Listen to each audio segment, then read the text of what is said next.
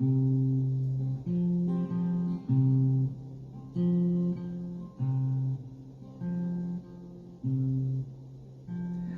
knew that when I saw that my life would soon move over from the fires lane. Gone would be the days of all my drinking and my carrying on. But when I settled down, the party king and crown, the stubborn memory hadn't faded.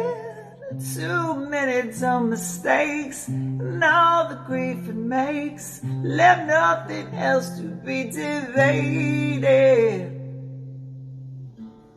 And if you say that you understand, then you're lying. And if you figure that I'm alright now, I can't deny it. Baby's coming back, baby's coming back, so I'm on my best behavior. I can't take it anymore, I just woke up on the floor today. How long without my last chances? But she's on her way.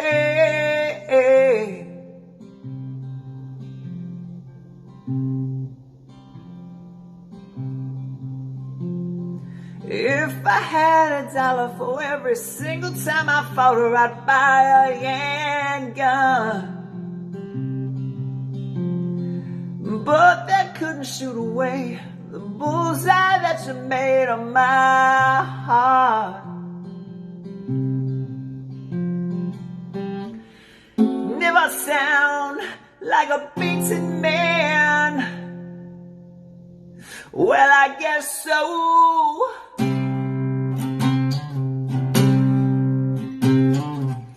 But on the way is the sweetest prize, and I can't let go. Baby's coming back, baby's coming back, so I'm on my best behavior. I can't take it anymore. Just woke up on the floor today. I've long run out of my last chances, but she's on her way.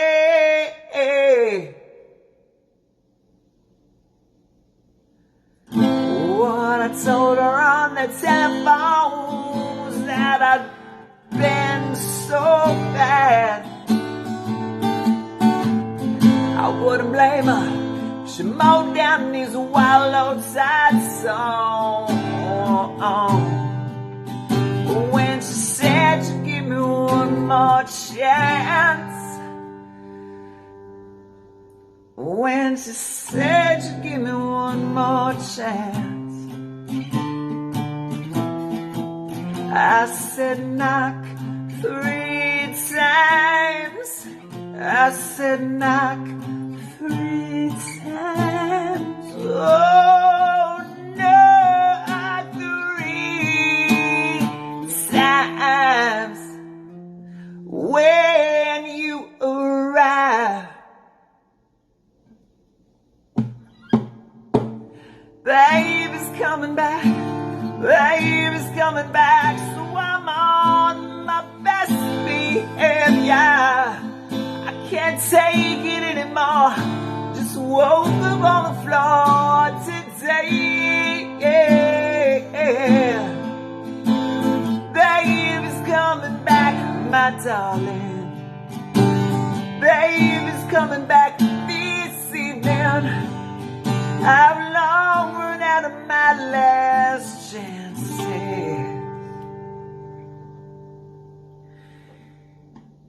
but she's on her way. Yeah.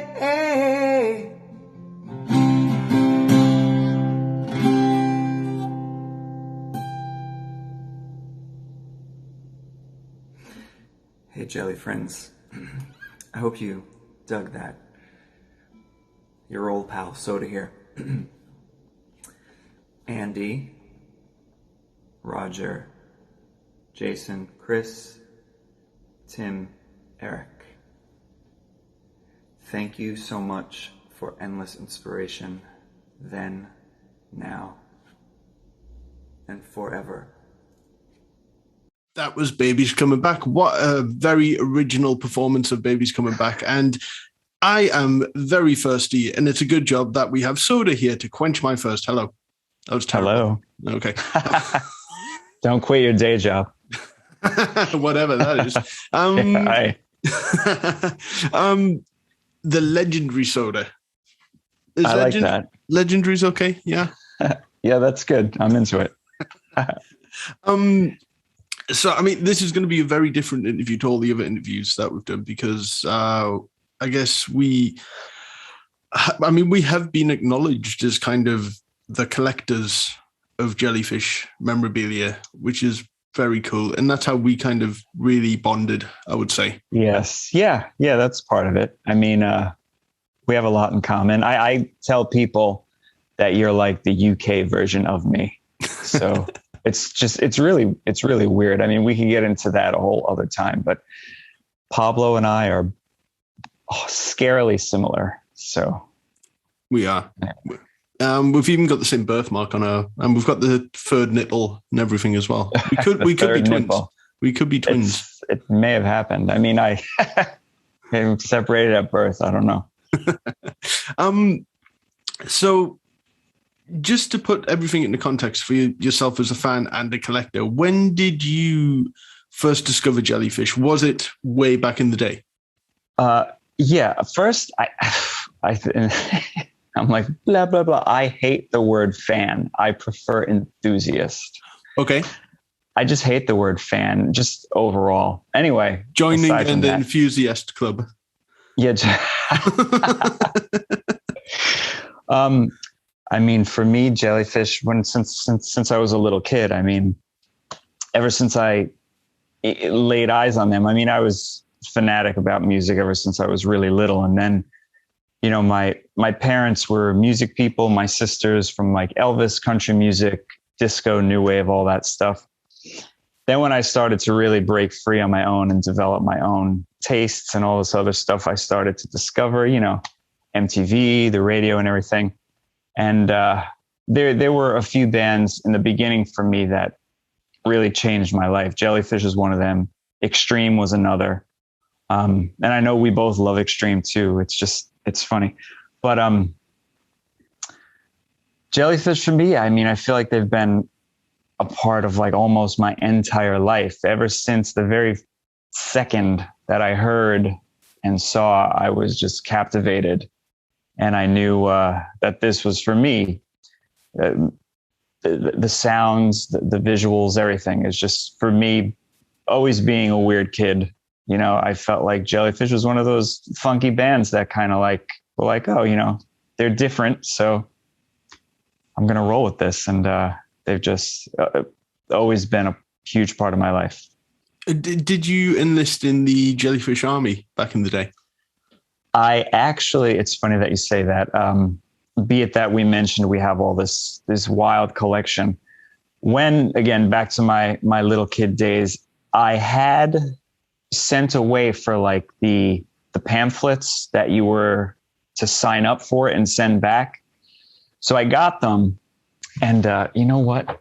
Let me go to my book. I should have had this handy. I got the pamphlets and I filled them out, right, in my crazy little chicken scratch. And I'm going to grab one of my books where I keep all my Jellyfish crap. I filled it out, but I never sent it in. And so many years later, I was going through some stuff, I think, as I was moving. And I've always been a person that had like a quote unquote junk drawer just full of stuff. Yeah. And I found, if you can even believe it, because I keep everything, I found my original sheets from when I was a kid. And I'm flipping through stuff now, Pablo, if you want to. See, talk about other I stuff. doubt many people would have kept particularly these because they would have sent them out. That's the thing, which is just so crazy I haven't seen these. See, this is what, for those who don't know, this is what we do basically. We're like, oh, I haven't seen that one. I know it's absurd. We're like, take a picture.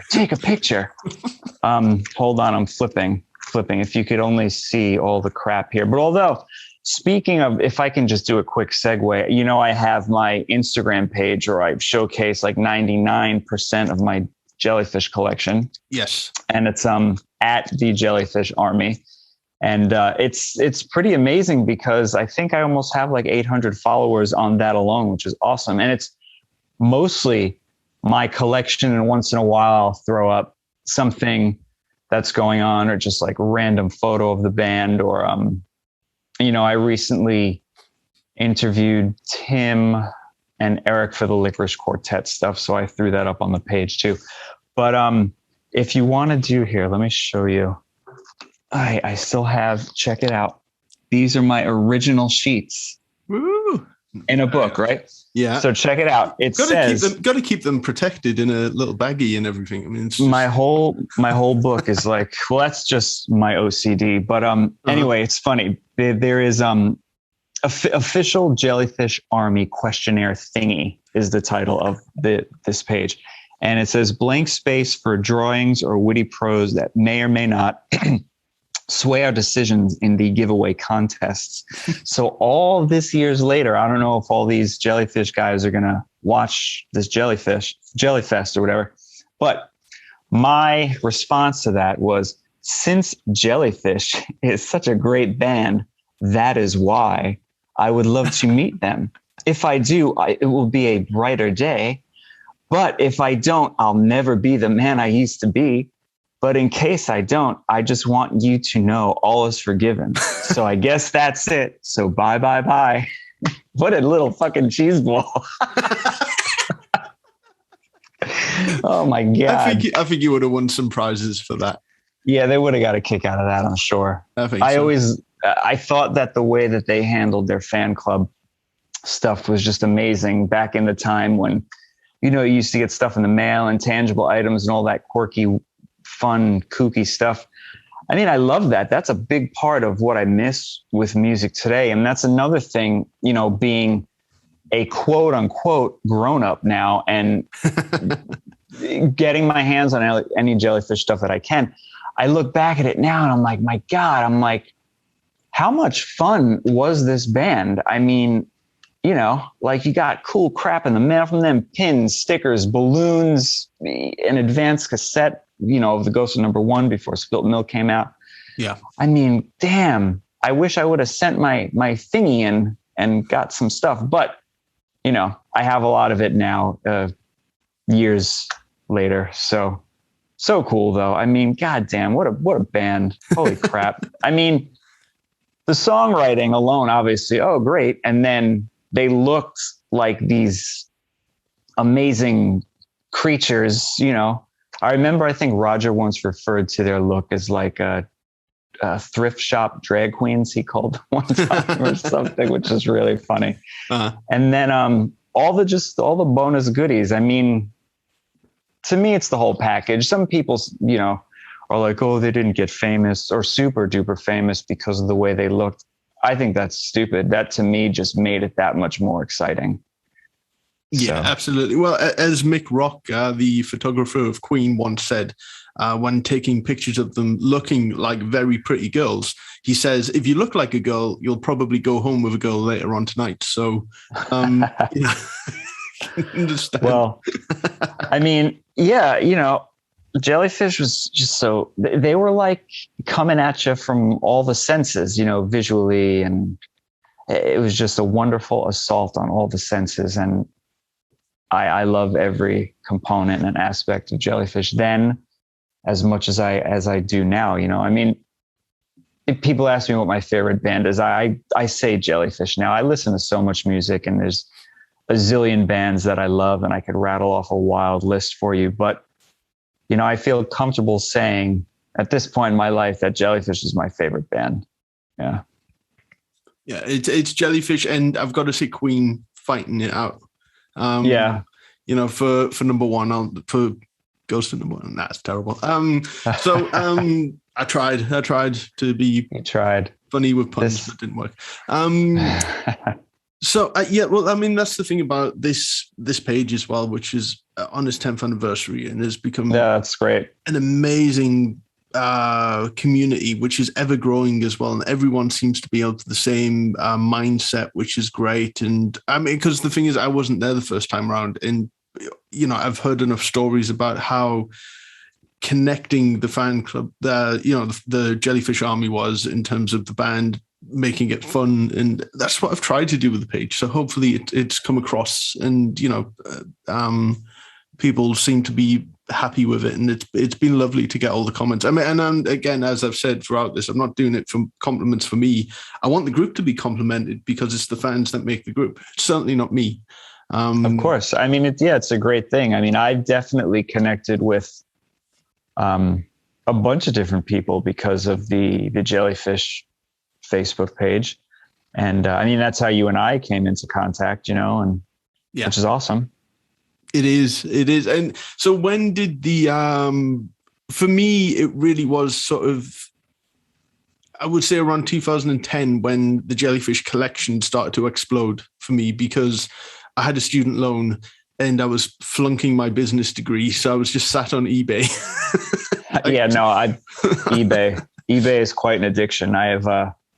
But living in America though, I'm guessing Jellyfish stuff was slightly more easier to find. Like you'd find a single in a thrift store or whatever. Or I don't know, because, you know, again, back to when I was little, like I went out and I got the tape or the CD, you know what I mean? Mm-hmm. I wasn't, what did I find? I think at like a record convention once when I was maybe early into high school, I found the California Dreaming bootleg, right? Which was crazy. I freaked out over that. And then what did I have? I had Belly Button, I had Spilt Milk. I think I had that and maybe a single from like another, I think a local record store here had like the That Is Why single.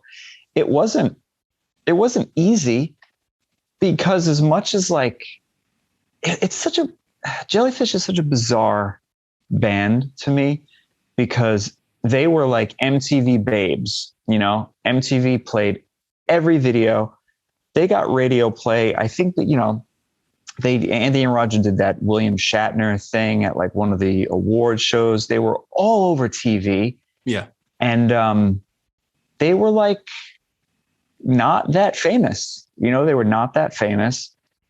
And so much time had gone on, and they did the offshoots, and they all did this amazing stuff after Jellyfish.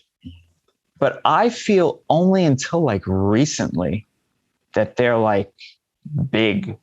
To me, Jellyfish is bigger than they have ever been. It's just a wild thing. What do you think has led to that? Because to me, it seems like every so often the two albums get listed in the, you know, top 100 underrated albums. And to me, that's what shoots the value of the albums up, because outsiders, you know, want those albums now. And, but also being with Beck and stuff like that, I guess maybe people are digging into their work. I don't necessarily even think it's because Roger and Jason play with Beck, or Andy makes these amazing, you know, cartoon songs for these super popular shows, or, you know, Tim, Sheryl Crow, and all this other stuff. I mean, they've all done amazing stuff. What do I think it is? I think it is, believe it or not, still a little bit of word of mouth, if you could even wrap your head around that in 2021. Look, those records came out in the early 90s when a whole bunch of sad dirtbags were making this amazing grunge music. You know what I mean?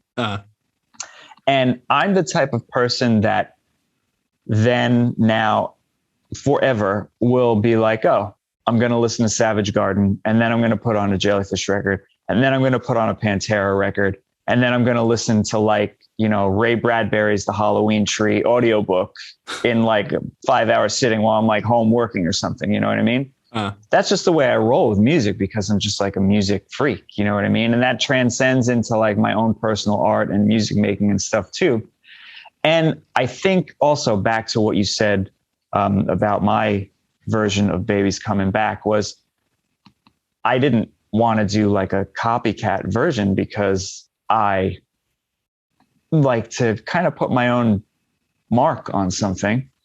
And so I delivered to this Jellyfest, a raw kind of gritty singer-songwritery, Babies Coming Back that I think that the guys themselves will dig, but I'm not so sure about the actual Jellyfish people. So we'll see. We'll see who hates me or maybe likes me a little bit more when it's all over with. Oh, I wouldn't worry about that. There's been such a diverse range. Like it's sort of in terms of the performances, there's an a cappella performance. There's That's awesome. There's acoustic and vocals. There's piano and vocals. There's full band arrangements and everything. And the thing that comes across on all these performances is the love of the band. And exactly, I think that besides maybe the Rod Stewart version of I Want to Stay Home, I think anytime anyone covers a Jellyfish song, I think it's usually met with, positive,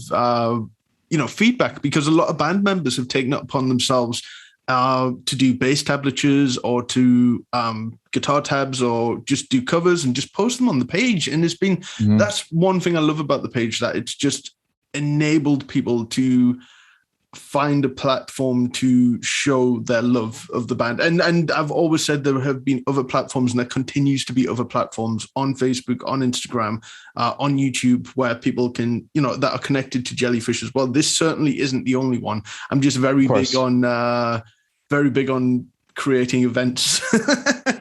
And it's the 10th anniversary, which is special to me. Yes. Of course, absolutely. So, I just love that that's what the page has been able to do amongst other things as well. So do you have a favorite piece of memorabilia, not record-wise, but sort of oddity-wise? I have a feeling I know what you're going to say, but let's go for it. You might. And I guess I do. I would tell you that it might be kind of hard, but I'm going to pick this item because I don't want to be like going through 1,000 things during our little interview here. We can nerd out about that anytime. And I'm going to show you this, which I showed you before, and it's on the Instagram page. But this insane item that I didn't even know was a thing popped up and came into my life maybe like 4 years ago, is the Jellyfish fanny pack. Now, is that what you were going to... Heavy breathing intensifies, yes. So the thing about this is I met a guy online that used to be like, I guess, a buyer for a record store in the early 90s. And apparently Jellyfish came into the store with promotional junk and gave this fellow this fanny pack, which then a zillion years later, I now have. The only thing, and I'm trying to prop you up, you might fall down, hang on. So the fanny pack, the only thing, well, not the only thing, let's get into what is in it first of all, which if you thought the fanny pack was bananas enough, you got sunglasses, right? Which are, so that's amazing. But the thing that makes me crazy, and I don't know if I dreamt this or I saw it online somewhere, but I forgot. Apparently, a keychain came in here too. It's like one of those little just plastic flat ones. And it was in this kind of like wild neon, and it just said Jellyfish on it. And man, I would love to track that down to throw right in here and make this complete. But I do believe that I'm missing the keychain. So I don't know if anybody in the wild can verify that, but I'm pretty certain I am. But it's the same thing with the milk carton. And we had this conversation, was that there is like a pair of Jellyfish headphones that came with the milk carton. They're not, I mean, it's got like a sticker on it. Yeah. You know what I mean? It's like a little windy. Yeah, it's the same sticker thing that you'll see on the cassette. It's like a blue sticker with this. Yes. Not a Spilt Milk logo from the album cover, but just in some kind of red font on blue sticker. Yeah, it's like red, white, and blue or something like that. Yep. Yeah. And that's another thing. I have the milk carton with the pink cassette in there, and my milk carton is primo. It is so pristine, but I know that the headphones are not in there. So that's another item. You know, I have my little list of things I would like to track down. That and this keychain are one of them. Same here. And the thing is that we do help each other, which is nice. There's no rivalry at all. Although I do get very jealous when I see some things, and I think you've wanted a couple of my things as well. Oh yeah, no, it's. We have said whoever goes first will leave it in the will. Yeah. Oh my God. But yeah. You know, I mean, there's so much that you have and that I have, and it's crazy. I really think, I mean, unless, I don't know, I would like to meet this other mystery person. I think that as far as America goes, I would say I have the biggest jellyfish collection. And as far as the UK goes, I think that you have the most. And I think overall, and I'm going to put this on record, as much as it breaks my heart, I think you might have me beat. So where's my crown? You might be number one. I'll send you a Burger King crown. You might be number one. I might be number two. Look, as much as that breaks my heart, but it's all right. I spent a lot of time on eBay. Yeah. And eBay is unreal. Yeah. And you do get lucky, because the thing is, and one thing that has been wonderful about this group is some people, and they've done it with you as well, where they've been like, hey, I've got this thing in my collection. I don't know, you'll enjoy it more than I do. And then you get sent the odd, which is, I mean, I never made the page for that, I swear. But it is lovely when people, and the thing is, this, you know, having this collection, it has kind of helped with archiving stuff as well, which is brilliant. Yeah, for sure. Because someone could go, oh, I need a gig ticket from 1992. Either me or you will have it, and then we can serve a purpose that way as well, which is, yes. And I don't think at all that, you know, size, and I'm sure you'll agree, size of collection does not necessarily mean biggest fan or anything like that. We are just absolute OCD nerds. Yeah, well, I mean, like this goes back to you and I being so familiar. I know you have like a pretty intense toy collection, as do I here. Mm-hmm. You know, music collection. I'm a collector. I'm a bananas collector, and I love it. I just love it. I'm not a hoarder because I am like a neat freak, but I am a fanatical. And we all say that. We all deny that we're hoarders, but I'm just a collector, man. I love it. And you know, I think you and I have traded a couple of things over the years, but nothing wild. I think like I needed a flyer that you had, and I sent you like something very minuscule as far as like the jellyfish memorabilia goes in the mail. But the cool thing about this is that, you know, people post like bootlegs of shows that I'm like, holy crap, that exists. And I never got to see jellyfish. It was, you know, I was a little young before I was really getting into shows and stuff. And, you know, so you get like a show from New York City from like 1993. And I'm like, oh man, that's amazing. And it's at a place that I know and that I've been to. Yeah. And it's just really cool to have that. And then, you know, I made pins. I made those insane enamel pins with a guy from China that I put together. And then I homemade like the 1-inch, like punk rock kind of pins and again, like you said, I'm not trying to make money off of this stuff. I'm just expanding the fun and the connection in the community of, you know, jellyfish. So when all of my supplies were paid for and all the postage was paid for, everybody got rad pins and everybody seemed to really have a good time with them. And it was super fun for me. Yeah, it's one thing that I've brought up as well. That's one of the great things about this this group. I never wanted to be complicit with. To me, there's a difference between bootleg and fan made, and eBay has bootleg stuff, which we've seen. I mean, me and you've seen that kind of stuff. Just someone plastering the jellyfish belly button logo on a mug or whatever. And we're not talking about Alan Bettino because his Baby Coming Back stuff is awesome, and everyone should check that out. It is awesome. I was going to say Alan, but that doesn't count because I mean he did that artwork, so it's not a bootleg. It's just like, this is my awesome artwork. It's on a mug, it's on a shirt or whatever. And I bought a really cool print from him. Yeah, we highly recommend. Yeah, so his stuff is great. It's great. Yeah, and the thing is, as I say, people who have made T-shirts and yourself who have made pins, they've never been for profit. They've been because there is a severe lack of jellyfish stuff. Right. I mean, I think I did of the enamel pins. I think there was like 28 pieces when it was all said and done. I actually have that handy. And I made a really awesome, like oversized postcard that I numbered. Hold on. Let's see. Well, they're the backings to the pins. See, we're getting really nerdy now, and I can't. Yeah, I know. You probably want to keep it right. I mean, we can nerd out at any point in time. And if anybody ever wants to like watch me and Pablo nerd out on like a live stream, we can always do that. We can do that because it's, I don't know. There's just so much. There's so much crap, man. I don't know. Anyway. Well, there is, but also we've been chatting about, because this is a newly launched YouTube channel, that we are going to do a regular thing because, and again, this isn't showing off, but our collections are so vast and we feel that it'll be something that's of interest to you guys.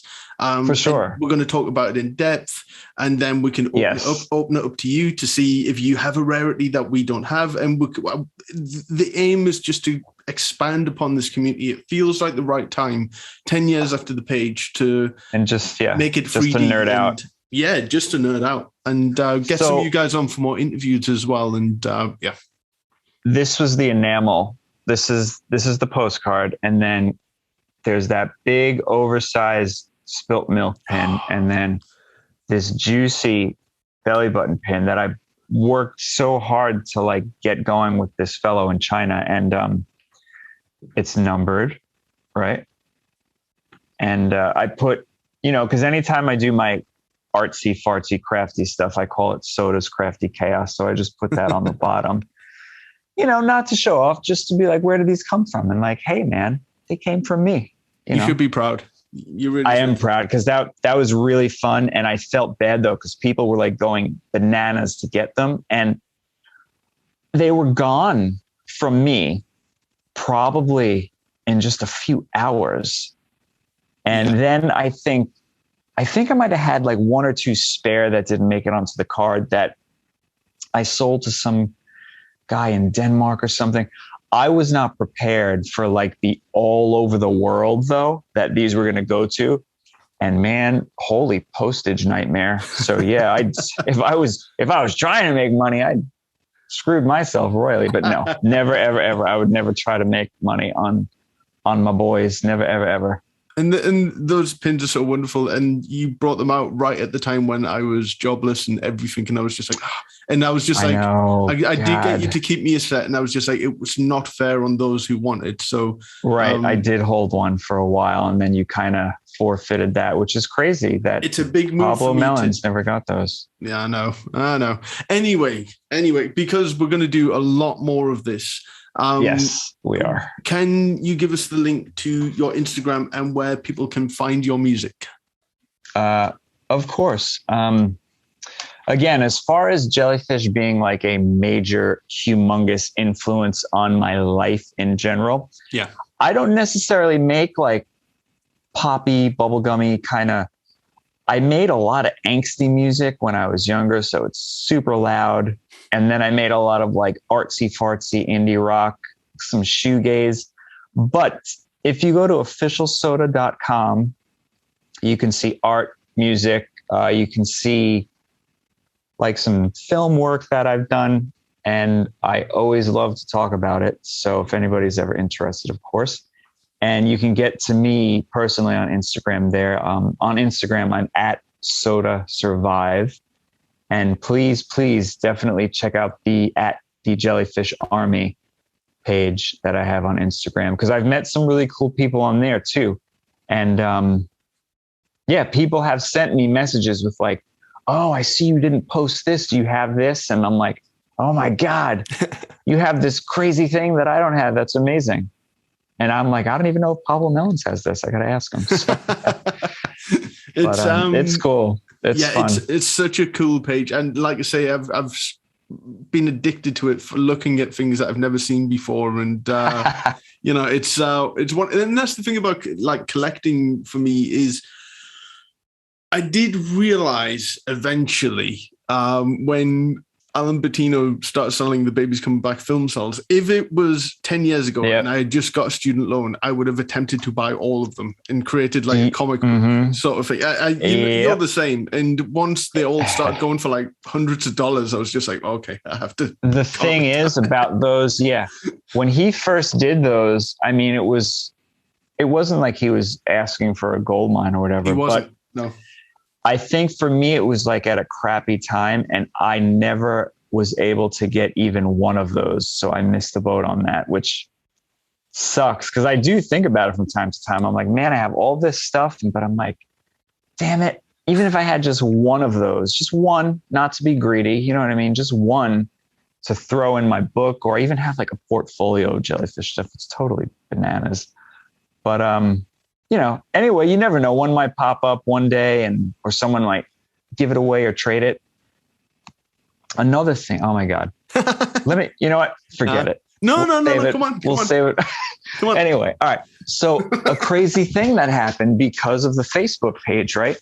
Mm-hmm. I don't know. One day, I don't remember the gentleman's name either. He was a cool guy, but I wound up speaking to him, and he had and wound up giving to me the freaking master DAT tape of Spilt Milk, which, like, are you effing kidding me? Like, for real? Number one, somebody parted with that. And number two, I have it. Wahaha. So, that's another crazy, crazy item. I'll leave that in the will for you, Pablo. Thank you. Don't turn the lights off when going down any stairs or anything like that. Or, I'm going to fall down the stairs during this interview. Whee! But that DAT tape is pretty sick too, man. I got to say. We're going to go into a lot of crazy one-off things, and it's going to be a lot of fun and super nerdy. Yes, and not just strictly Jellyfish as well. We'll go into some other things like Imperial Drag, because that's the thing about the page as well, is that it doesn't just cover the 2 albums and band. It goes into all the solos, all the offshoots. Yes, which I love. I love all that stuff. I don't think there's any of it that I didn't like go crazy over, but I'm not like an Imperial Drag collector or like a Yuma Jets collector. I have a lot of stuff, but I'm not on the hunt like I am perpetually on the hunt for Jellyfish stuff. I kind of am with Demolition stuff and Imperial Drag stuff, because that Demolition album really influenced me probably more than just about any other Jelly offshoot or even the 2 albums. That's a wonderful record. I mean, I love Swollen and Tender a lot too.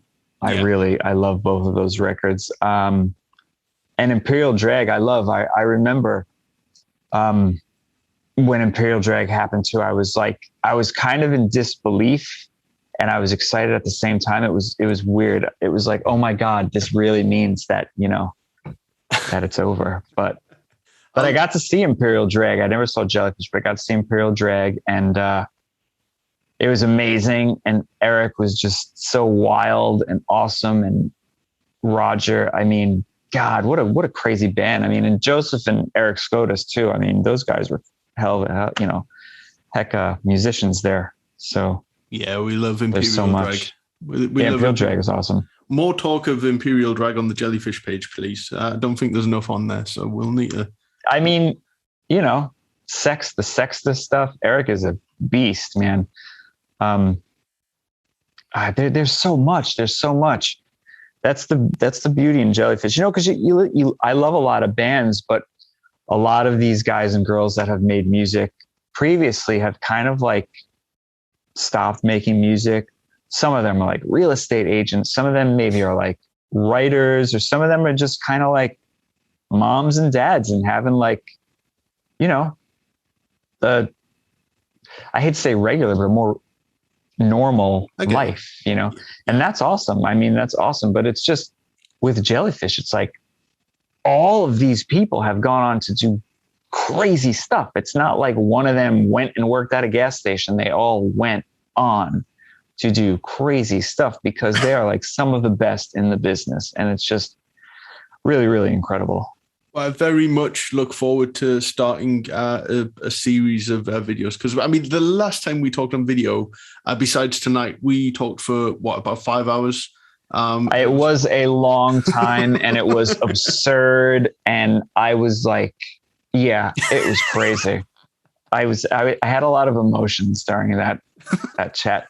And it's like, really, how the hell can we ever even get 4 hours to spend talking to anybody nowadays? And that was really cool. It just happened to be the perfect time.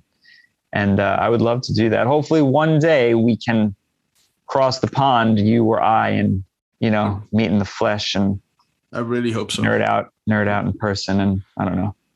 Does this work? Can we high five this way to the camera? Or do you have to do it that way, don't you? I gotta cover my gorgeous face. Well, Soda, you are a wonderful person, and you are too. Extremely honored to have you be a part of this. And I'm honored. I mean, damn, I love these dudes. Absolutely. And the thing is, as people are finding out, we kind of talk over each other a lot because we're like, oh no, but there's a green spine one as well. It's excitement. It's just madness. There's another one that's slightly different with a logo on the thing. Yeah. Hey, so, man. Toys R Us kid for life. That's all there is to it. So, hell yeah, you know it. Okay, well, Soda, thank you very much. And thank you to everyone for continuing to view Jellyfest, and stay tuned for what is coming up next. Thank you so much. See you later.